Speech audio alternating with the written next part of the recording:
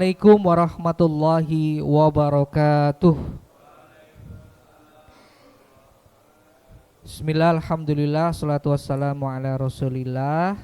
Amma ba'du, yang saya hormati Dekan Fakultas Agama Islam Ayahanda Dr. Arif Rahman SPD MPDI, yang kami hormati para wakil dekan, Ustazah Ibunda Ferawati dan Ayahanda Dr. Yoyo MA, serta yang kami hormati para kaprodi dan sekprodi serta dosen dan tenaga kependidikan di lingkungan Fakultas Agama Islam Universitas Ahmad Dahlan. Bapak Ibu yang saya hormati, sebelum acara kita mulai, saya izin membacakan susunan acara, yaitu pertama pembukaan, sambutan, materi pembahasan tim PMB dan penutup.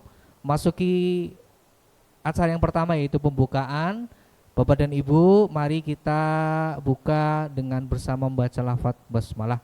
Bismillahirrahmanirrahim. Bapak Ibu yang saya hormati, selanjutnya yaitu sambutan oleh Dekan Fakultas Agama Islam Ayahanda Dr. Arif Rahman SPD MPDI, dipersilahkan.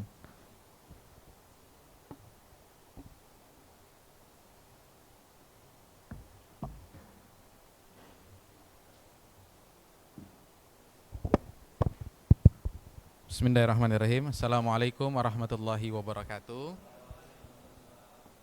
Alhamdulillah wa kafa, wassalatu wassalamu ala nabiyil mustafa wa ala alihi wa sahbihi wa mawala wa ba'du. Yang kami hormati narasumber yang hadir di tengah-tengah kita, Prof. Siswanto Masruri, sekaligus sebagai Kaprodi S3 Studi Islam, para wakil dekan yang hadir di sini, Bu Ferawati, wakil dekan 1, wakil dekan 2 izin Pak Yoyo karena mengantarkan anaknya periksa di lab. Kemudian para kaprodi yang hadir, tadi yang pertama datang duluan itu Kaprodi Ilmu Hadis, Ustadz Jannatul Husna. Oke, tepuk tangan dulu ya. Karena datang duluan Pak Jana, nanti ada hadiah dari saya ini. Buku tentang studi atas manhaj tarjih Muhammadiyah. Orang tarjih kan? Oke. Ya, nanti diambil di depan ya. Dan buku ini tidak bisa disekolahkan, jadi bisanya dibaca saja ya. Oke, kemudian hadir Kaprodi, ada Kaprodi PAI ya, Pak Yazida Ihsan, CDR, kandidat doktor. Kemudian juga ada Prof. Suyadi, Kaprodi MPAI. Ustaz Iwan, kalau Pak Suyadi memang ngantornya banyak di kampus 2, karena MPAI di sana. Kemudian siapa lagi Kaprodi yang hadir ini? Oh, Kaprodi Perbankan Syariah. Oh, Pak Pambudi ya, jauh-jauh dari Klaten. Ya, harusnya rumahnya pindah sini, Pak. Ya, mungkin sengaja menghindari, ada yang dihindari ya. Dan juga Bapak Ibu pengurus Kaprodi serta Bapak Ibu dosen, tendik yang hadir di tengah-tengah kita. Alhamdulillah pada pagi hari ini kita mengadakan pengajian ya. Bahasanya pengajian, tetapi isinya nanti lebih kurang ya. Apapun itu nanti yang disampaikan lebih kepada mengarah bagaimana kita mengembangkan fakultas, unit-unit, dan segala macam instrumen isinya termasuk dosen. Yang kedua, dalam kesempatan kali ini juga biasa kita mengadakan pertemuan ini sebagai recast kembali, dan ini mengingat kalau timeline akademik Bapak Ibu sekalian ini sedang UAS. Nah, sedang UAS itu kami diingatkan oleh Pak WR akademik itu ternyata FAI yang cukup paling tingginya dari sisi adalah jumlah kehadiran di portalnya yang tidak diisi. Jadi selamat ya. Saya pikir FKIP dengan jumlah prodinya agak cukup banyak ya, tapi ternyata kita mengalahkan FKIP. Nah, jadi evaluasi kita nanti Bu Wadek mohon dicermati mata kuliah apa saja dan juga Bapak Ibu Kaprodi dicek yang mungkin lupa mengisi. Kalau dari sisi timelinenya kan ini sudah selesai sebetulnya, Pak Pribawa ya, sudah selesai ya. Oke, mata kuliah sudah selesai karena sudah UAS. Nah, sehingga dicek kembali portalnya itu mungkin ada terselip-selip.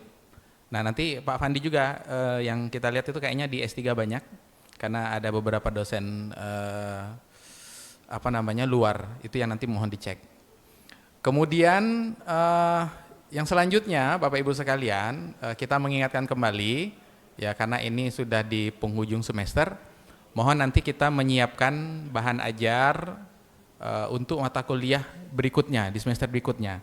Nah, mohon nanti Kaprodi, khususnya Kaprodi Sekprodi mencermati pengampu mata kuliah yang itu memungkinkan portofolio dosennya itu untuk nanti dimasukkan untuk akreditasi. Misalnya S1 PAI kan sebentar lagi nih. Maka nanti bisa untuk melibatkan dosen-dosen yang di MPAI, kemudian juga dosen-dosen prodi yang lainnya. Nah, yang ketiga kami ingin menyampaikan bahwasanya sebentar lagi atau ada informasi tindakan umroh yang akan berangkat itu adalah Mas Wintolo dan Mas Hanung. Ada Mas Wintolo?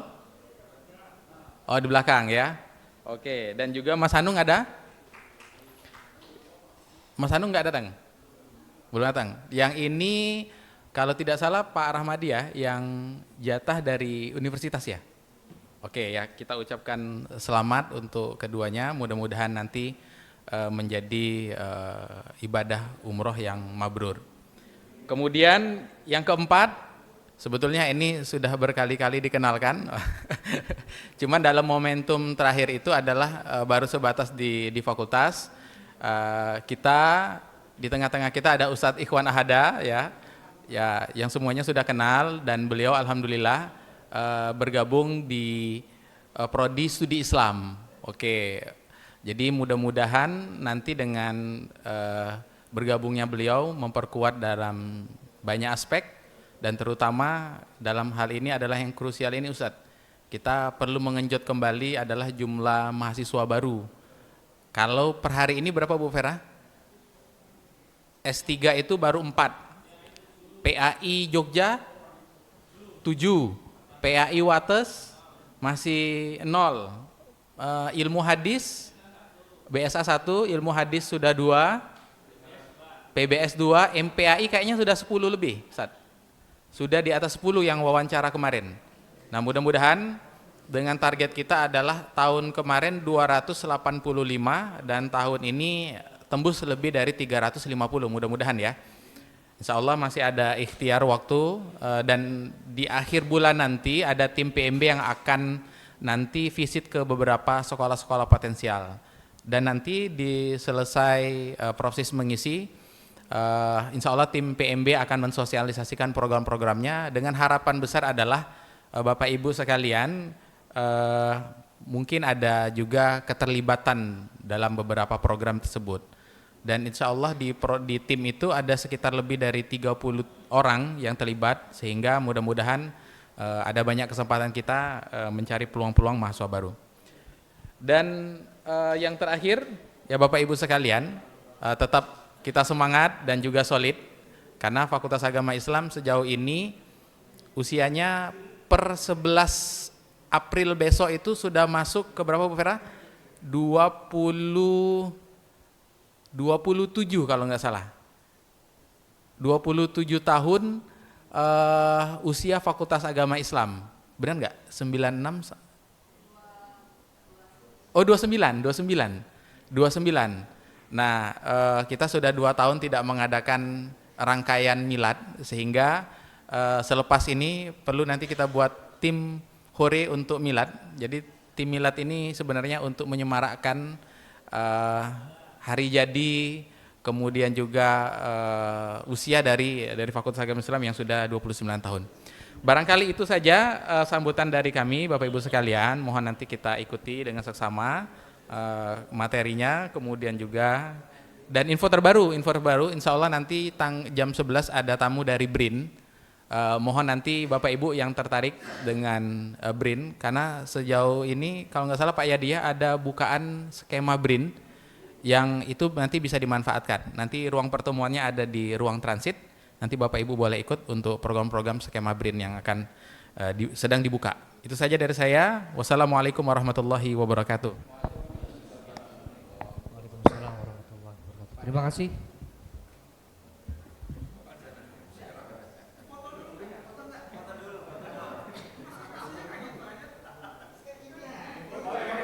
Sesi foto.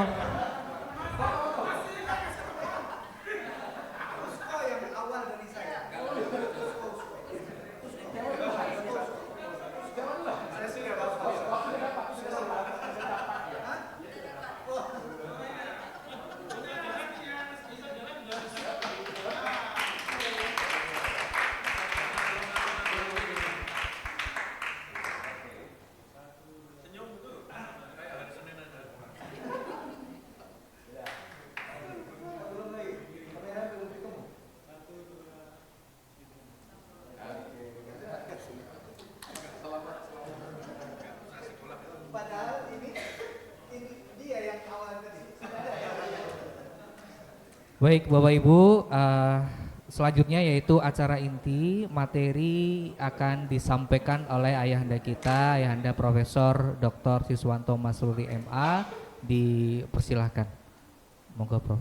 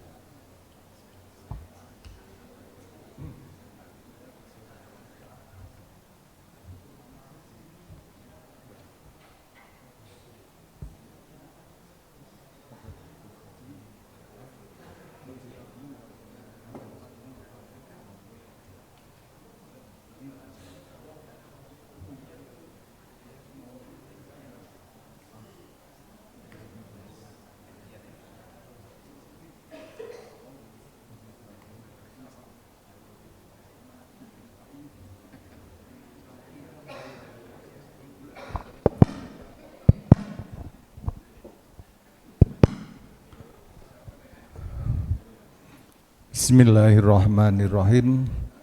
Assalamualaikum warahmatullahi wabarakatuh.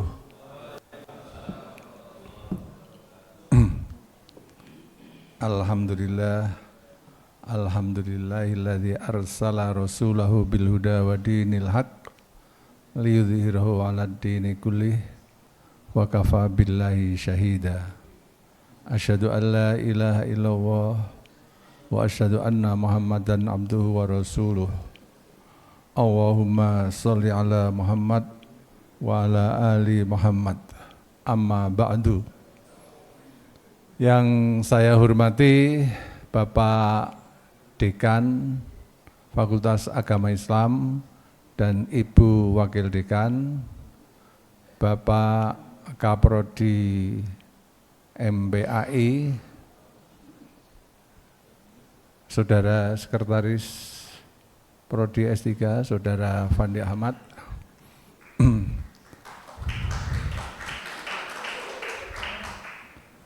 masa yang disebut hanya Kaprodi sama Dekan, Wakil Dekan, sekali-sekali Sekprodi ya disebut begitulah. Dan Bapak Ibu sekalian yang tidak saya sebutkan satu persatu, pertama kita panjatkan puji syukur kehadirat Allah Subhanahu wa Ta'ala yang telah melimpahkan rahmat dan taufiknya kepada kita sekalian, sehingga pada pagi hari ini saya diminta mengisi pengajian itu secara tertulis, tapi secara lisan, bukan pengajian tapi pengkajian. Oleh karena itu maka saya siapkan PowerPoint untuk pengajian pada pagi hari ini. Bapak Ibu sekalian yang saya hormati, dalam satu kelompok sosial, baik di kampus maupun di luar kampus, itu paling tidak ada dua kelompok. Yang pertama kelompok status quo, kemudian yang kedua kelompok yang ingin melakukan pengembangan dan perubahan. Oleh karena itu maka berdasarkan pengelompokan ini saya kok di awal-awal ini saya ingin mengusulkan bahwa di FAI pun itu paling tidak ada kelompok pelaksana dan kelompok pemain. Kalau pelaksana itu ya sudahlah nguri-uri Tridharma perguruan tinggi, atau mungkin Catur Dharma, atau mungkin Pancadharma. Kemudian yang kedua, kelompok pemain itu tidak hanya sekedar nguri-uri Tridharma atau Catur Dharma atau Pancadharma perguruan tinggi, tetapi bisa dan mampu mau untuk gelibat-gelibet bagaimana supaya FAI ini betul-betul bisa berkibar, bukan sekedar akreditasinya unggul, tetapi juga menjadi fakultas yang cukup bermartabat dan berwibawa, mampu mempengaruhi seluruh fakultas yang ada di lingkungan Universitas Ahmad Dahlan. Nah, yang saya bidik pertama kali dengan judul Tantangan Kontemporer dan Tawaran Solusi, kalau yang namanya pengembangan ataupun perubahan, itu yang terbetik di pikiran saya itu pengembangan kebijakan. Pengembangan kebijakan dari pimpinan fakultas ataupun dari pimpinan universitas. Contoh misalnya, ini mohon maaf sekali, karena saya berkali-kali mengisi di UAD ini ya saya pokoknya didengarkan saja, dikutip boleh, kemudian diabaikan juga tidak apa-apa. Contoh misalnya fakultas Prodi Tarbiyah yang ada di mana? Yang ada di Wates, di Kulon Progo, itu mestinya harus ada kebijakan yang lain daripada yang lain. Nek dirgani podo, itu pasti mahasiswanya akan akan berkurang ataupun akan sedikit. Itu contoh daripada pengembangan kebijakan. Nah, melalui pengajian atau pengkajian pada pagi hari ini, ada 4 pertanyaan. Yang pertama, mengapa FAI harus berkembang atau berubah? Kemudian apa saja yang harus dikembangkan, dirubah? Bagaimana cara mengembangkan dan merubahnya? Kemudian apa tujuan dari pengembangan perubahan itu? Jadi ada 4 pertanyaan yang akan kita jawab. Yang pertama, mengapa harus berkembang, berubah? Saya kira kalau saya baca ayat ini semuanya sudah paham. Wa tilkal ayyamu nudawiluha bainan nas, kemudian wal tangdzur nafsum ma qaddamat lighad. Nah, saya akan lebih kepada yang berikutnya, yang sering kita lakukan selama ini adalah al-muhafadzatu alal qadimis sholih. Sudah itu dipertahankan, diuri-uri, dirawat, dan dilaksanakan dengan sebaik-baiknya. Dilaksanakan. Nah, kemudian yang penting adalah bagaimana di antara kelompok dosen atau tendik itu mempunyai peran atau fungsi pemain tadi, yaitu al-ahdu bil jadidil aslah. Ini menurut saya yang kurang. Ya, semuanya menjadi pelaksana, mestinya harus ada pemain. Maka ketika kami mengusulkan ada 4 sosial akademik di prodi S3 ini, ada 4 dan itu sudah kita buatkan proposalnya, tetapi mencari orangnya susah sekali dan sulit sekali. Sampai hari ini belum ketemu. Padahal kalau tahun 2025 kemarin ada efisiensi dari pemerintah, tetapi pada tahun 2026 ini kelihatannya sudah tidak efisiensi seperti yang tahun 2025. Sehingga ketika kita memiliki banyak proposal, banyak permohonan ke berbagai kementerian, itu saya kira akan bisa dipenuhi. Kemarin jam 7.30 itu saya sebenarnya diajak Ustadz Habib Khirzin ke Jakarta untuk menemui seseorang. Ya, semula harus naik kereta, tetapi pada akhirnya karena janjiannya itu harus kemarin jam 1, harus naik pesawat, tetapi karena asumsi saya naik kereta, maka saya tidak bisa berangkat. Karena pagi ini memenuhi perintah Dekan Fakultas Agama Islam untuk mengisi pengajian ini. Bapak Ibu sekalian, yang selanjutnya saya ingin menekankan al-ahdu bil jadidil aslah ini penting sekali, karena kalau kita melihat tulisan Peter Fleming ya, yang menulis buku How Universities Die, itu salah satu penyebab kenapa kita tidak mampu bersaing, berkembang secara masif dan secara dahsyat. Itu juga karena bukan karena tidak ada anggaran, bukan karena tidak ada sarana prasarana, bukan karena tidak ada SDM, tetapi karena minimnya atau kecilnya inovasi yang dimiliki oleh SDM kita. Oleh karena itu maka apapun yang akan kita kembangkan itu tetap kuncinya adalah di SDM. Maka di sini saya menulis the mind behind the institution.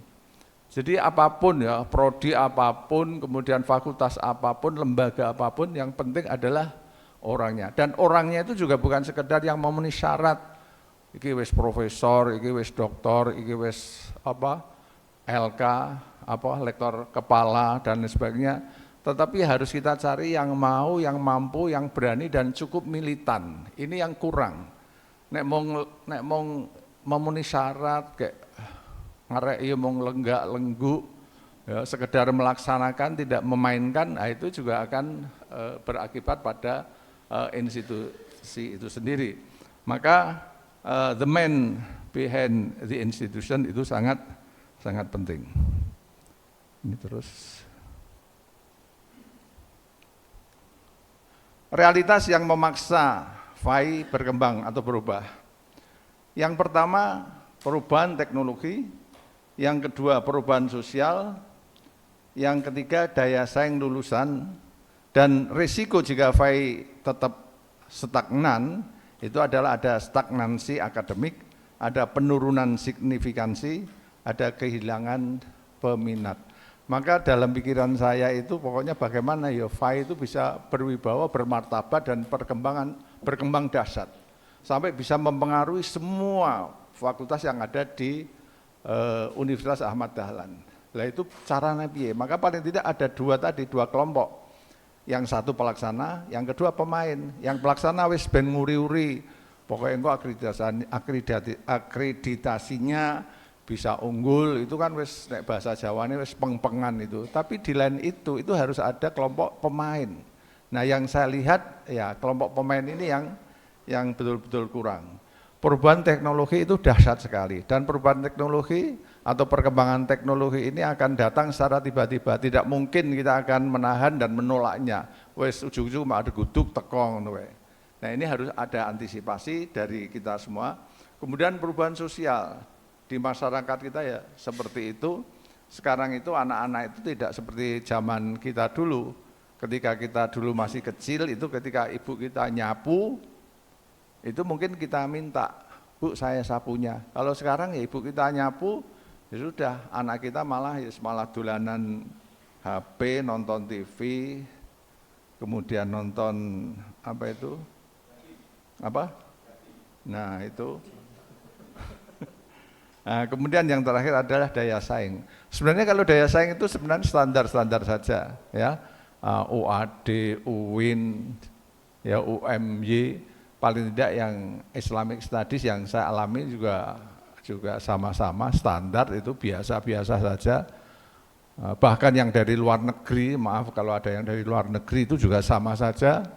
Sampai-sampai saya sering mengatakan bahwa yang dari luar negeri itu ketok hebat karena disertasinya itu ditulis dalam bahasa Inggris. Nek ditulis dalam bahasa Indonesia ya biasa-biasa, tapi karena ditulis dalam bahasa Inggris ya terus ketok luwih ilmiah gitu aja.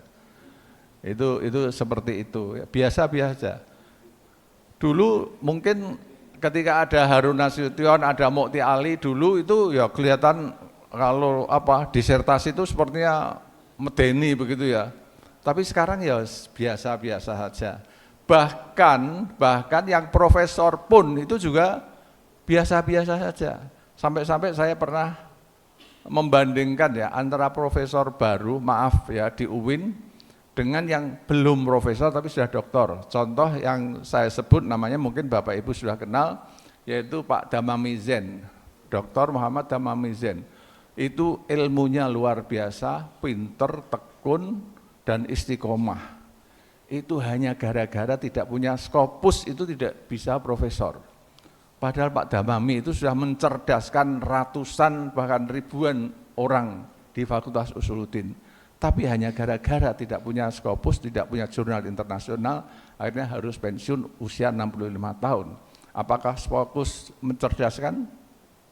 Apakah jurnal internasional mencerdaskan? Nah itu pertanyaan kita. Tetapi karena rezimnya adalah rezim Scopus, jurnal internasional, ya wes pihak-pihak harus kita ikuti begitu aja. Tapi kita jangan terjebak pada hal-hal yang mungkin perlu kita kritisi dan kalau perlu kita lawan lah. Perubahan teknologi, ya realitas yang memaksa FAI berkembang, artificial intelligence, AI, terutama AI generatif, bisa membuat macam-macam dari teks, khutbah sampai disertasi. Ya enggak?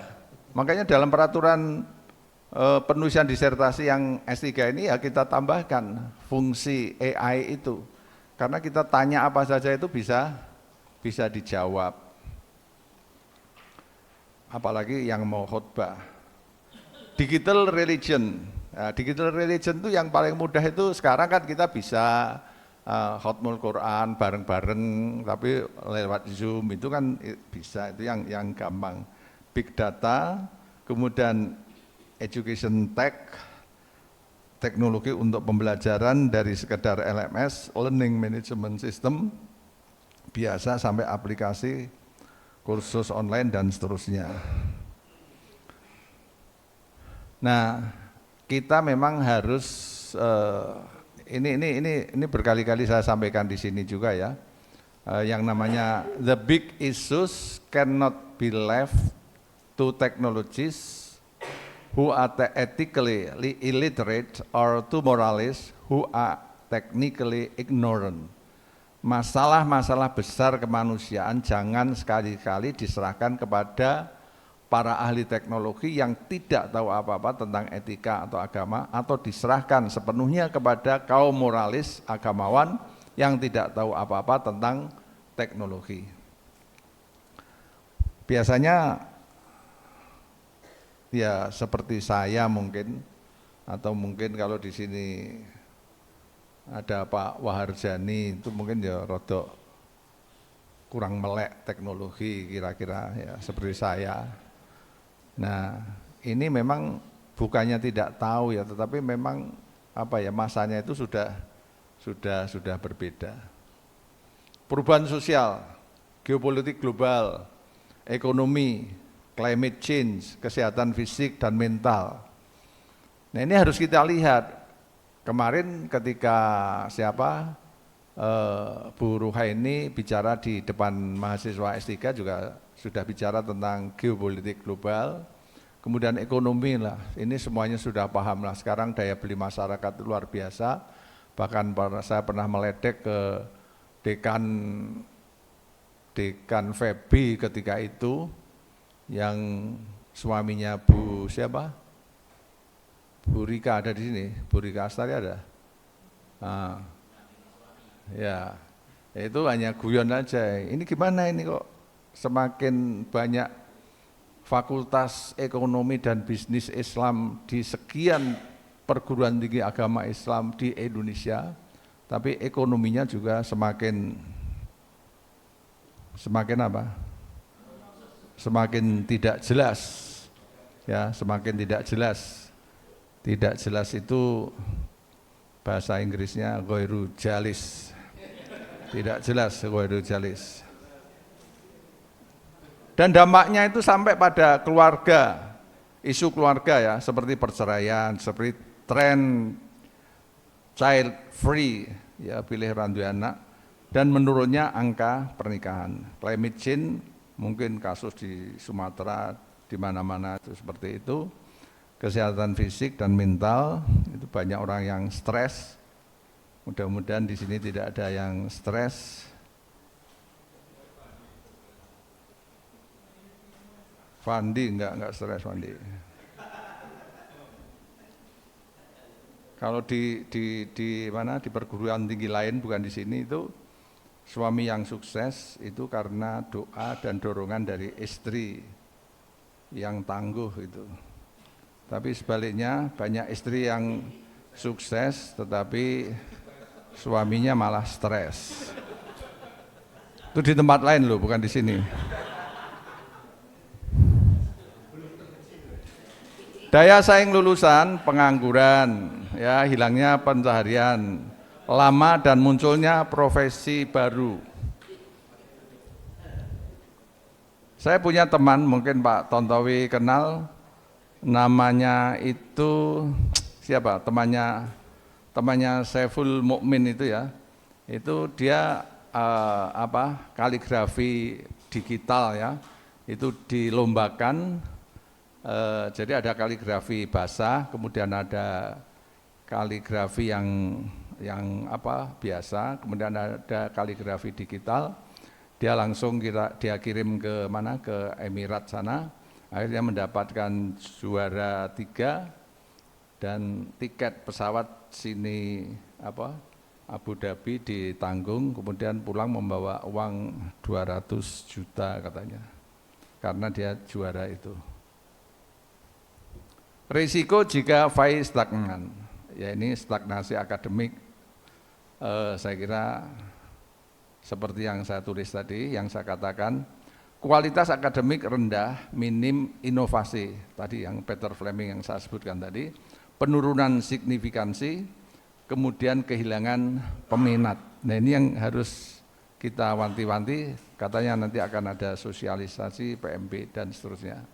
Apa saja yang harus dikembangkan, dirubah? Keterampilan teknologi dan etikanya.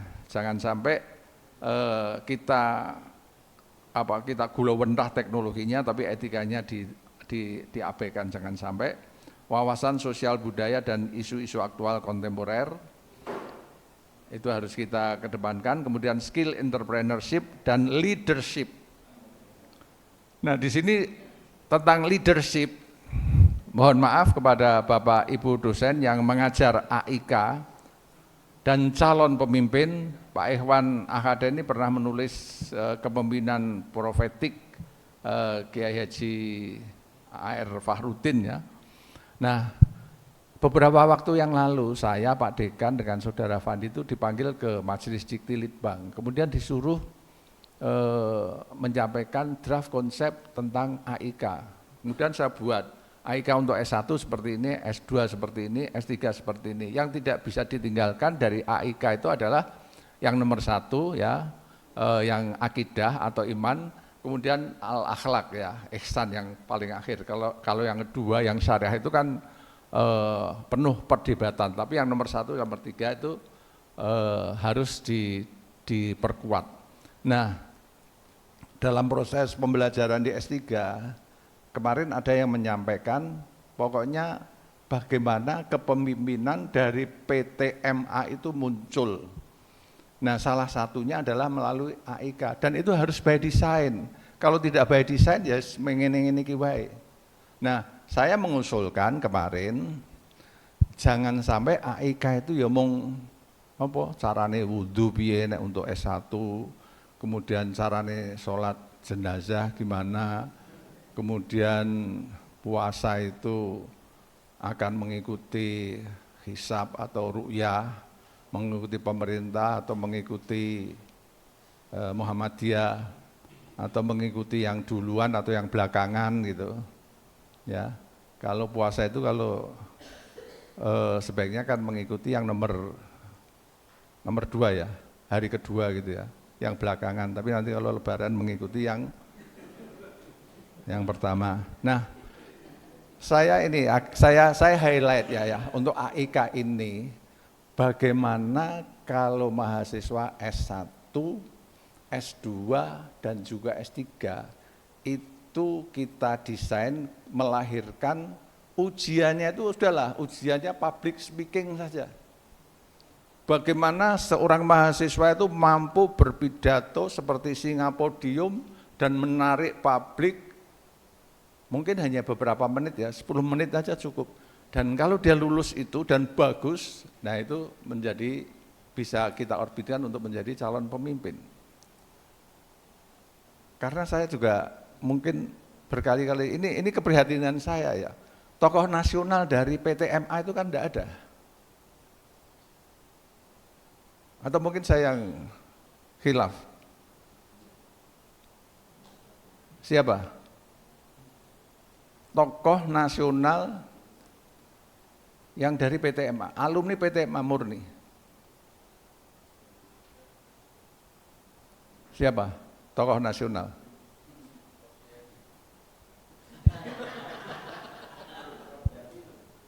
Prof. Suyadi UAD kan sama Prof. Suyadi UIN ya sama saja itu.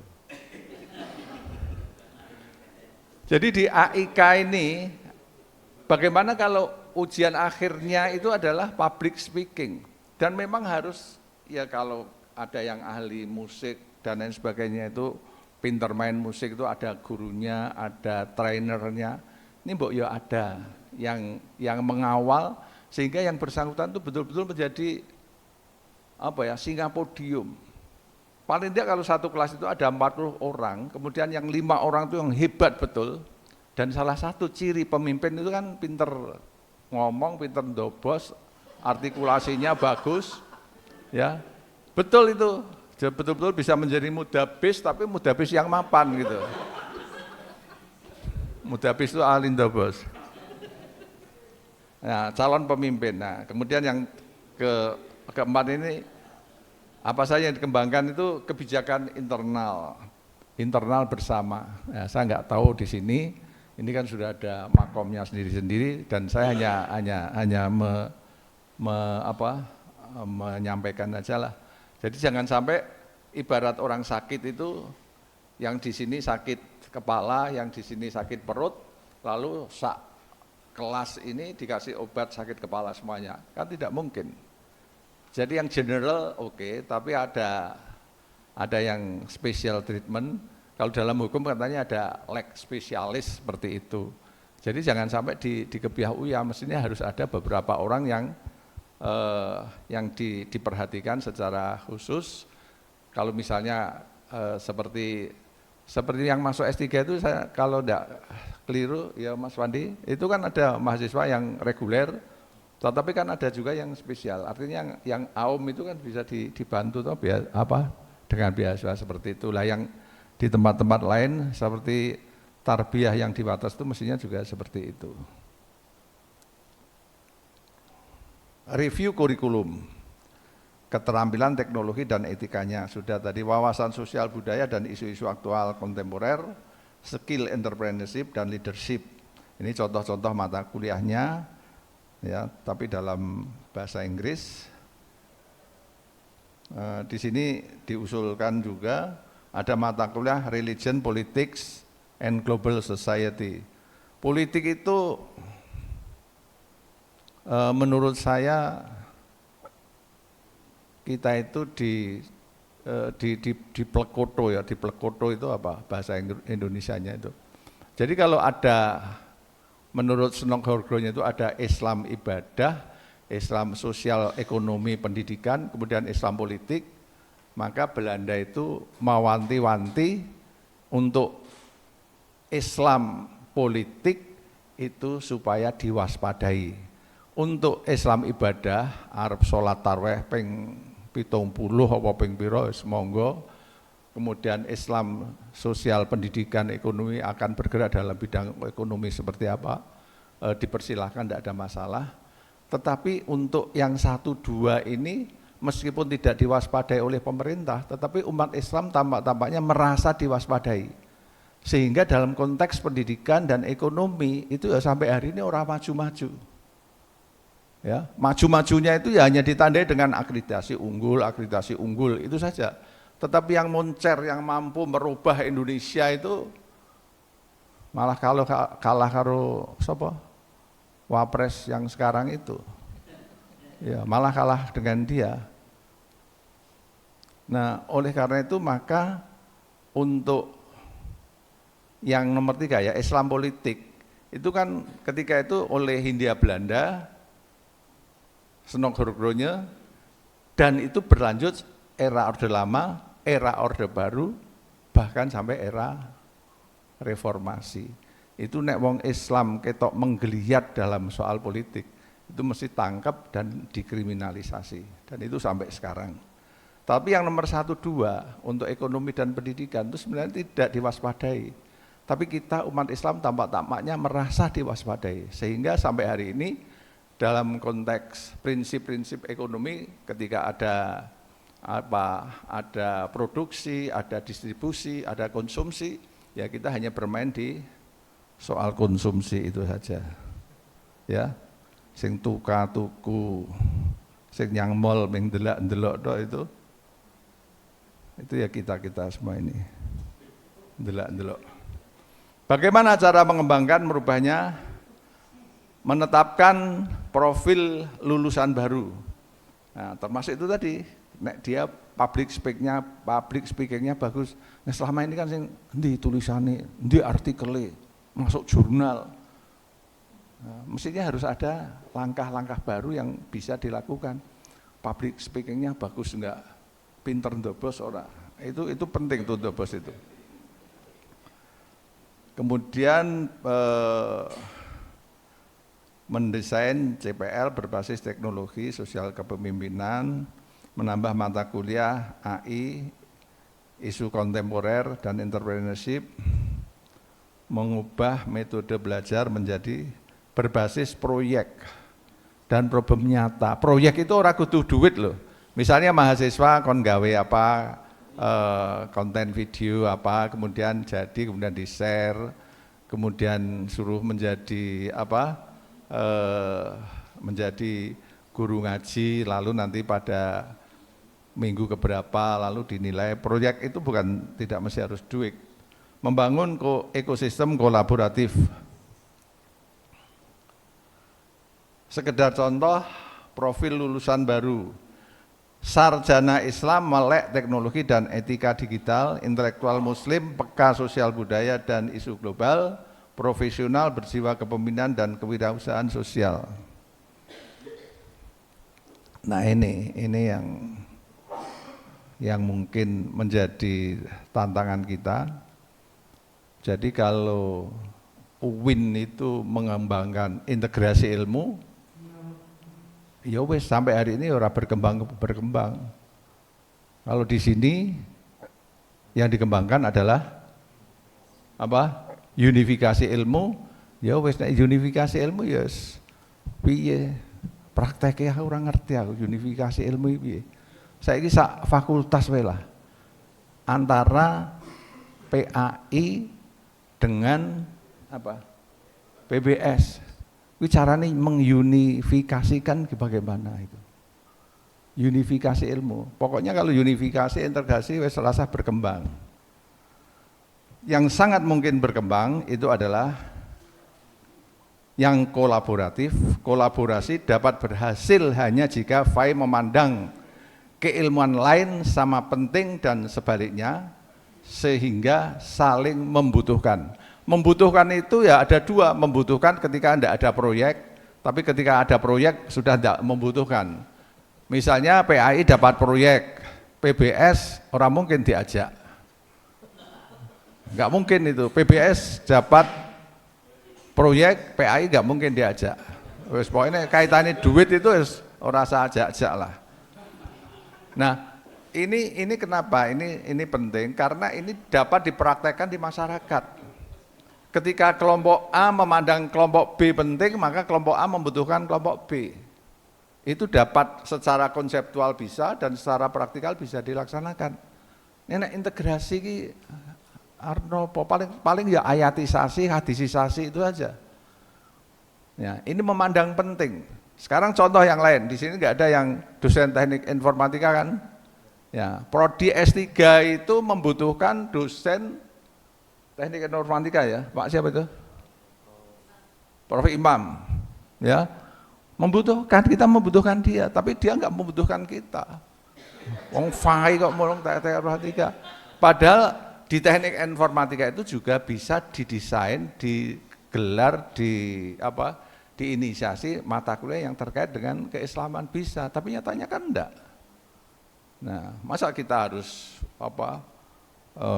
merengek-rengek minta ngajar itu kan tidak mungkin. Apa tujuan pengembangan? Supaya FAI tetap otentik secara keislaman, relevan secara sosial, kompetitif secara lulusan, menarik secara animo calon mahasiswa. Terima kasih. Saya ada satu lagi. Jadi ini nanti jam 11 kita diminta untuk ketemu dengan beberapa teman dari BRIN, kata ingin kerjasama dengan kita. Mungkin Mas Jalik nanti harus ikut nanti ya. Kemudian dari BPIP tahun kemarin juga sudah janji dan akan direalisasikan tahun 2026 ini. Kemudian teman-teman juga minta untuk kita membuat proposal. Sudahlah, sekarang lembaga-lembaga donor itu banyak sekali. Sekarang yang sedang kita lakukan dengan Jepang itu ada 2 proposal. Mohon doanya aja, mudah-mudahan netes. Kalau netes ya biar sumberambah kepada semuanya, bukan hanya milik Pak Dekan saja. Itu yang saya maksudkan, kita membutuhkan pemain dan juga beberapa kegiatan itu kita tapi yang pemain-pemain itu tadi supaya betul-betul memainkan Tridharma perguruan tinggi atau Pancadharma itu tadi, kita nyari, kita butuh proposal, kita ngajukan proposal. Kalau kita ngajukan proposal ke beberapa lembaga, itu risiko paling pahit kan paling-paling mau ditolak. Itu saja. Oleh karena itu maka kalau saya usul harus ada di sini kelompok pemain dan kelompok pelaksanaan. Nek pemainnya nanti berhasil yo pelaksanaannya aja dilupakan tuh, jangan sampai. Jadi begini Bapak Ibu sekalian, iya mau nek wani wae. Saya ketika di UIN itu menginisiasi ingin memberikan anugerah agung kepada 7 presiden. Ketika itu Jokowi belum seperti sekarang. Ya, ini karena sebelum 2022 ini sudah kita bikin naskah akademiknya sudah jadi, tetapi terus terang saja rektor saya jenenge Almakin, yang itu dulu saya juga di belakang dia, itu tak omongi tak kandani mbok wis iki kok mesti oleh duit inggo. Tapi dia tidak mau, dia malah nguri-uri ingin memberi gelar Dr. Hasik kepada kakaknya Menteri Agama yaitu Yahya Stakuf, ya, karena dia ingin nempel ke siapa? Ke Yakut itu. Mungkin setelah rektor biar jadi dirjen atau apa, tetapi untuk nyalon rektor yang kedua aja sudah enggak jadi. Nah, ini sudah siap. Nah, sekarang pertanyaannya, apakah UAD, Fakultas Agama Islam, nanti menggandeng fakultas-fakultas lain, berani membuat yang seperti ini? Dan biayanya saya kira tidak banyak, kalau hanya replika atau apa itu ya, untuk hadiah itu, misalnya Pak Harto. Ini latar belakangnya begini, jadi jangan sampai Presiden Soekarno sudah meninggal, lalu orang-orang Soeharto bencinya dengan Bung Karno luar biasa. Lalu Pak Harto dibenci banyak orang, lalu muncul presiden yang lain, Habibie dan seterusnya dan seterusnya. Jadi kebencian itu sepertinya kok kebencian abadi. Nah, saya ingin bagaimana supaya antara pengikut presiden pertama, kedua, ketiga dan seterusnya itu tidak ingat yang hitam-hitam itu tidak usah diingat-ingat. Nah, ini namanya anugerah agung atau Nobel atau apa Dahlan Award atau apapun namanya, tetapi yang menginisiasi harus Fakultas Agama Islam. Nah, gariwani apa ora iki? Ya kan ada Profesor Waharjani, ada Profesor Suyati, ada Profesor Arif Meh, ya, dan lain-lainnya. Itu wani ora. Saya hanya ingin supaya FAI itu betul-betul berwibawa, bermartabat dan iso ngalahke fakultas-fakultas yang lain. Nek soal animo itu kan ya kita nggak apa-apa sedikit, tapi sedikit yang berbobot, yang berwibawa. Sudahlah, caranya itu yang penting ya gelibat-gelibet itu tadi pemain.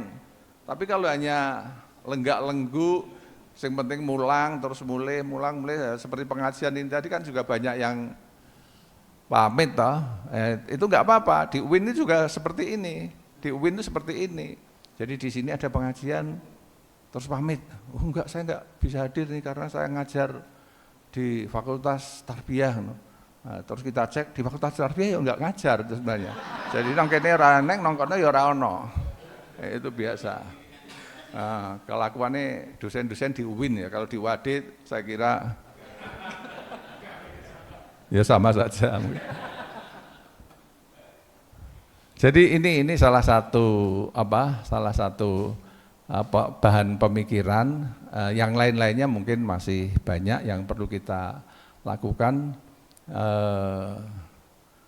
Sekarang kalau soal politik itu kan kita juga harus melek lah, harus teman-teman UAD harus melek, jangan kapusan. Dulu dilarang menggunakan politik identitas, itu kan kita kapusan itu. Kemudian moderasi beragama itu juga kapusan, ya. Mestinya harus ada suara UAD, bagaimana UAD ini bisa bersuara, dan suara itu sebelum keluar itu dibicarakan bareng-bareng, menanggapi isu-isu aktual. Itu maksud saya dosen-dosen yang pemain, kalau dosen-dosen pelaksana ya biar jalan begitu aja lah. Mungkin itu saja yang dapat saya sampaikan. Karena ini namanya pengkajian, bukan pengajian, maka saya tidak pakai peci seperti dekan sama Ustadz Ikhwan sama Pak Warjani. Kalau Pak Warzani kelihatannya terus menerus itu pakai peci itu. Terima kasih. Kurang lebihnya mohon maaf. Assalamualaikum warahmatullahi wabarakatuh.